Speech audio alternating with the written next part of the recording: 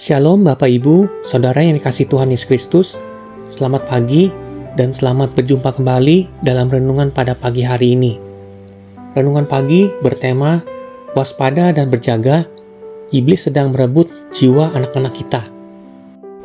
Sebelum kita mendengar dan merenungkan kebenaran firman Tuhan, mari kita berdoa.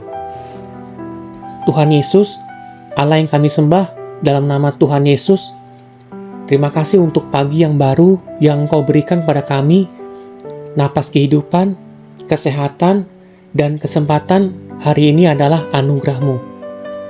Tolong kami membuka hati dan pikiran kami, agar firman-Mu menegur, menguatkan, dan mengubahkan hidup kami. Dalam nama Tuhan Yesus, kami berdoa, amin.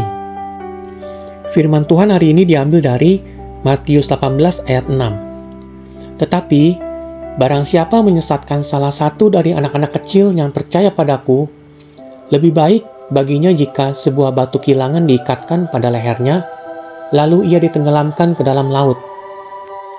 Bapak Ibu Saudara terkasih dalam Tuhan Yesus Kristus, di zaman sekarang ini, hampir setiap anak sudah akrab dengan yang namanya handphone.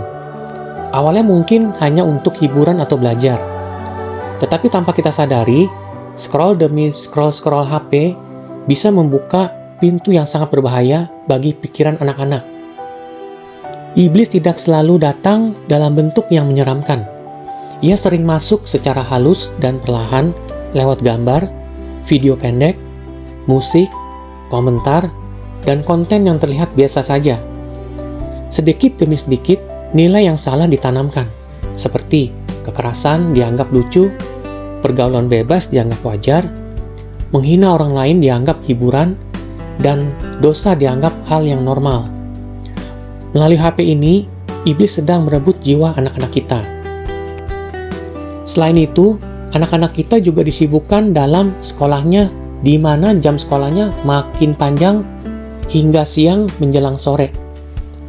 Hasilnya memang membuat mereka pintar dan berprestasi. Tapi apakah kita sebagai orang tua tahu moral dari anak-anak kita tidak ada sama sekali? Iblis berusaha merebut jiwa anak-anak kita lewat kesibukannya di sekolah. Mereka hanya mengejar prestasi terus dari pagi hingga sore dan setiap hari. Anak-anak belum memiliki filter rohani yang kuat. Apa yang mereka lihat hari ini akan mereka simpan dalam pikiran dan suatu hari akan membentuk karakter mereka. Nah, ini adalah sasaran utama iblis. Jiwa anak-anak kita dihancurkan dan dimanipulasi. Nah, sekarang pekerjaan iblis membuat kita sebagai orang tua sibuk kerja seharian tanpa bisa mengawasi anak-anak kita. Firman Tuhan berkata, "Jagalah hatimu dengan segala kewaspadaan, karena dari situlah terpancar kehidupan." Sebagai orang tua, tanggung jawab kita bukan hanya memberi makan dan menyekolahkan, tetapi juga menjaga pikiran dan hati anak-anak kita. Memberi HP tanpa pengawasan sama saja membiarkan mereka berjalan sendirian di jalan raya yang ramai. Bukan berarti teknologi itu jahat. Yang berbahaya adalah penggunaan tanpa batas dan tanpa pendampingan. Orang tua perlu lebih banyak waktu untuk berbicara dengan anak-anak, membaca firman Tuhan bersama, bermain secara sehat, dan belajar mengenal firman Tuhan sejak dini. Hal-hal baik harus selalu dilakukan berulang-ulang agar menjadi kebiasaan. Karena hal-hal baik itu sulit untuk diterima dibandingkan dengan hal-hal buruk. Sekali saja hal-hal buruk masuk ke dalam pikiran, itu akan terekam sampai lama. Jika kita sebagai orang tua tidak mengisi pikiran anak-anak kita dengan kebenaran firman Tuhan, maka dunia akan mengisinya dengan berbagai macam manipulasi. Ada sebuah cerita.